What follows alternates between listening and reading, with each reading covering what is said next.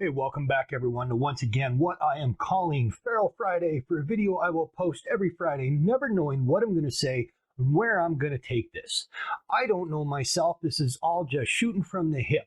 But first off, today I want to start with something because when I did the 10 Commandments of Gen X video, I asked everybody, come on, comment down below, tell me what you think a commandment should be. And oh boy, you didn't disappoint. There are tons of comments. A lot of you had some good ones I completely forgot about, and ones that should have been there and I shouldn't have missed because we all heard it and we all maybe received that backhand from dad while he was driving and we're in the back seat of the car. You know what I'm talking about. So let's get to some of these here. I'm just going to pull them up on the phone here and we're going to look at them. And I mean, first off, one of the first ones we have is from, oh, sorry I get your name wrong here, Ingwald, who would like to thank Tango and Cash from the movie Tango and Cash for FUBAR, because apparently FUBAR is what he wanted, and we all know what FUBAR stands for, fucked up beyond all recognition. And then, of course, another one we have here, which is from Noodle Brains. Noodle Brains says, if someone hits you, you hit them back 10 times as hard.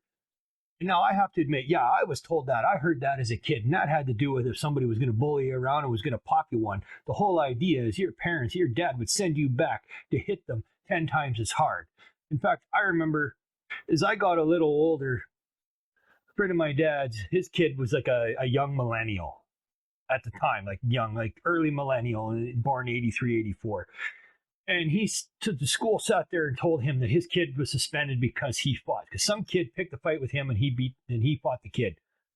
And he's like, yeah, I told my son to beat him up if he did it again. And he's like, well, what would have happened if he'd actually beat up your son? You would have came and cried to the school. He said, no, I would have sent my kid to school the next day with a stick. And if he still got beaten up, I would have sent him back to school the next day with an even bigger stick. So yeah, somebody hits you, you hit them back 10 times as hard, because then they're not going to stand up in your face. That goes to the one video where I said before, and I stated, we fought, we stood our ground, and we fought sometimes even though we knew we were going to get that ass kicking, because that was better than being a coward. And now multiple commented here, and it had to do with when I brought up the one, the sticks and stones may break my bones, but names will never hurt me. And you all said, yeah, I heard it as words will never hurt me. And yes, given the fact that, you know, multiple concussions, head trauma, and everything else, I probably was remembering it wrong. Or if we said it that way, it was probably very distinct just to my school, because I remember the teacher one time actually quoting it and saying it doesn't matter if they're calling you names. And this is why. And then you went on with the phrase, sticks and stones may break my bones, but names will never hurt me. I even looked it up, and yes, it originally is, and words will never hurt me, because words can't physically hurt you. Now, of course, today we're taught words are violence. You know what? You know what's really violent? A fist in the face. A bullet through the chest. If you stop teaching people that words are violent and oh my God, it's so bad and horrible, you would have a lot less of these people freaking out and doing school shootings. We didn't have that back in our day. I mean, there are the outliers, I'll tell you. There's the odd one. I mean, that first Texas school shooting ever was in the 60s or whatever, the kid in the bell tower at the university or whatever left a note telling him to investigate his brain afterwards because he was sure something was wrong. On to the next one. Well, there's two here that I think, and one of them I'm looking at here, and I'm looking at it, and I don't know where the Al Tourich got it from, but it said, keep your booger hook off the boomstick. I'm not sure where that's from. Now, when I hear boomstick, all I think is Ash and Ash versus Evil Dead and Army of Darkness and those movies. That's going back a ways, right? That's what I think when I hear boomstick. So if you're watching this, let me know if that's where you got it from. I'm very curious, but I think it's funny and downright hilarious, and I like it. The other one is here from Joe RX. Knowing is half the battle. Now, I seem to remember the end of the G.I. Joe cartoons, that they would always have that lesson learned in the end when they were standing there and they would be there and they would be like, thanks, Joe, now I know. And it'd be knowing is half the battle. But tell me, is that where that came from? Is that where you got that? Because that's where I remember hearing it when I heard it. That's the only place I remember. Here's someone with just random username sat there and made comments, and it's like, of course, FAFO, fuck around, find out. Children should be seen and not heard. That wasn't so much the motto for us, but it was a motto about our generation. Parents really believed, and adults really believed, that children should have been seen and not heard. It was always, go away, kid, you're bothering me. But that's the way that was. This one I like. Don't break the law when you're breaking the law. And I thank you for that one. And of course, you got the whole Quench Your Thirst with the Garden Hose by Kyle Waterman here. I kind of like your name, and you're the one that mentioned that. History of the World's Grave. Now, here's one we all knew, and we all knew it when we got older and we hit our late teens and our early 20s. And I got to tell you, here it is. Whenever we went anywhere and we were going out, we were partying, we were hanging with our friends, gas, grass, or ass, nobody rides for free. Damn straight. Everybody had to pitch in something. Now, when we went along and we had a buddy that first got a car, that buddy never paid for gas in his car because they had the license and we didn't, and we drove around in his car. So everybody else threw in gas. And that's the way it was. You had to go. Me, I always got shotgun because I was the tallest out of everybody by a long shot. I'm like 6'4.5", and I've been 6 feet since I was like fucking 15. So I always got shotgun just for the simple fact that I was the tallest, and nobody ever really argued the point. I would give it up if somebody was sick or injured. That's just what you do for your friends. Again, we have another, knowing is half the battle, and nothing good ever happens after 2 a.m. I don't know. I've been to some pretty kick-ass parties when I was younger after the bar shut down. So it was every once in a while, but normally nothing good happens after 2 a.m. because come 2 a.m., everything is closed, everyone's gone home, and you're all burnt out, and it's done. You're over. It's wasted. Your night is finished. Or we get into these, Desert Dan. I'm going to count to 3. He says here that, we all knew that they were serious. And when they hit 3, that's when the ass whooping would begin.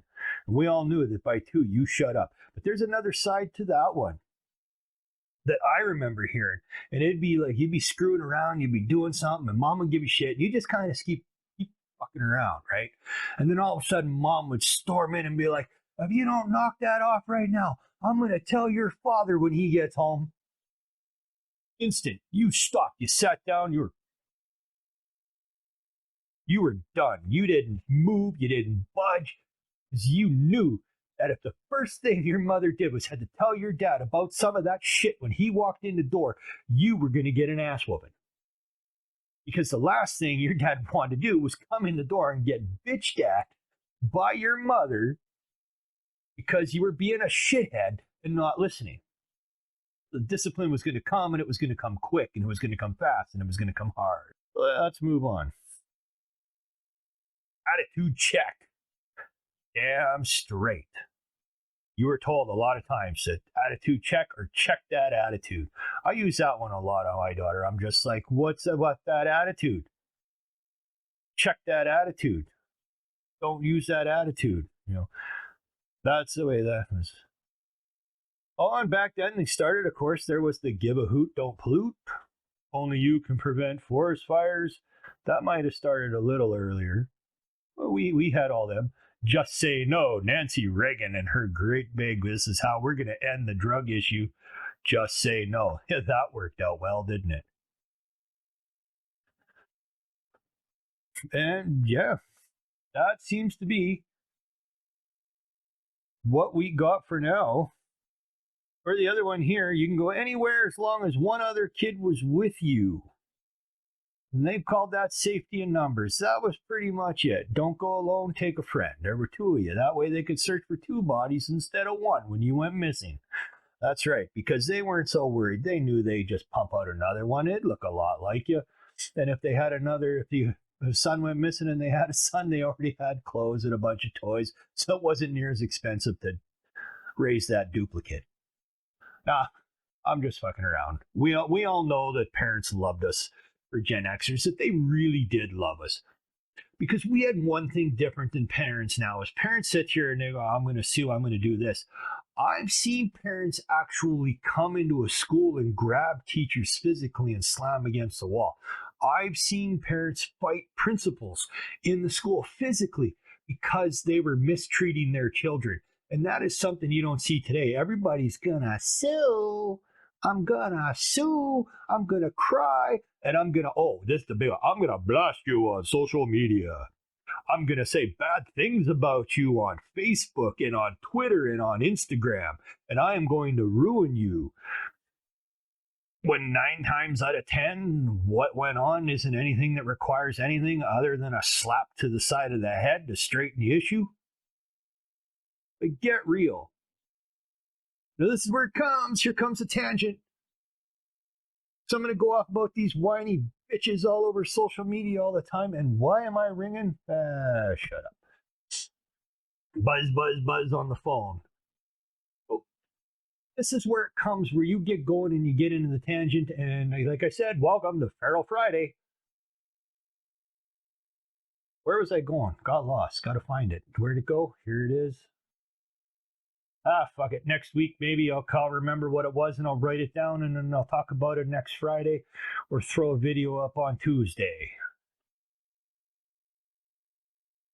So that is going to be it for now. Otherwise, I'm just going to babble. It's going to be nonsense and we're going to continue on. But that, I just wanted to get out there with some of these spam and comments that you guys put out there because I asked, you did not disappoint.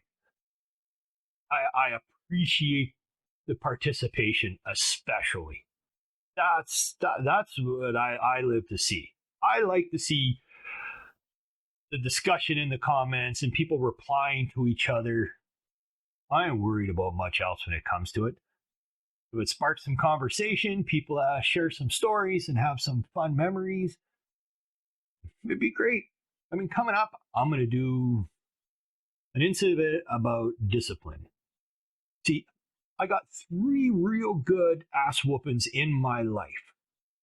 People today would call them child abuse or assault.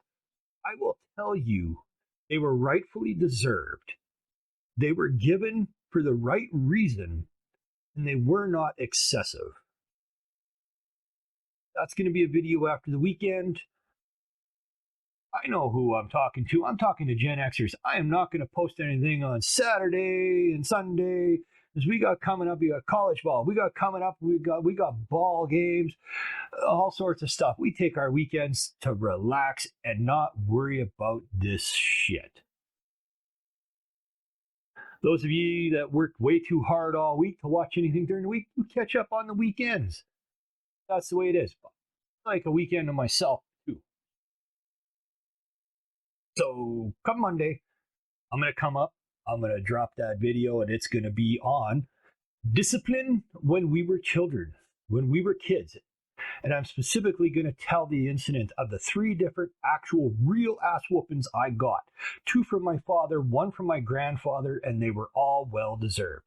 So until then, this is Drac saying talk to you later and peace out.